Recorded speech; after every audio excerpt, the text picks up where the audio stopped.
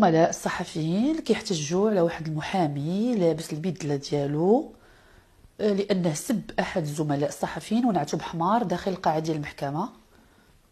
بطبيعه الحال داك الاحتجاج كان خصو يتوثق. الزملاء جبدوا الهواتف البقالات ديالهم كيصوروا. الشيء اللي ما عجبش الاستاذ المحامي، جبت الهاتف النقال ديالي وبديت انا كنوثق لحظه احتجاج الزملاء الصحفيين على الالفاظ اللي تلفظ بها الاستاذ المحامي.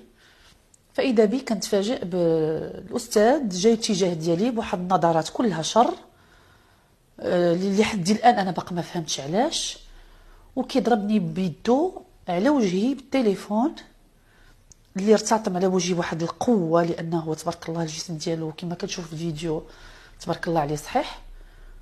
من تما انا ما بقيتش عاقل على راسي، لانني حتى لقيت راسي في الارض والزملاء مجموعين عليا. فقدت الوعي.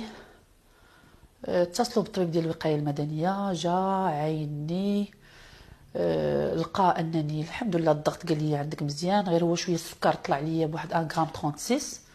واخا انني ما كنتش واكله، كانت ديك الساعه 8 ديال العشيه. بقى الحريق في الانف ديالي كيحرقني بزاف. تنقول لهم انا راني مهرسه.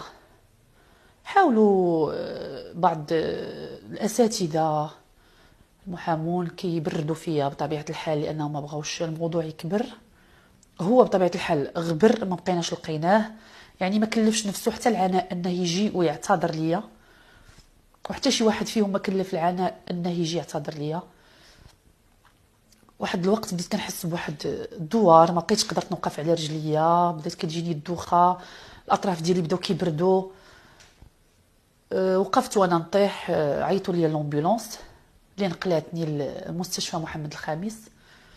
داروا لي واحد الفحص طبي وداروا لي الراديو النيفي، لقاو عندي ان فراكتور نازال، مهرسه في نيفي كيف ما كنت متوقعه.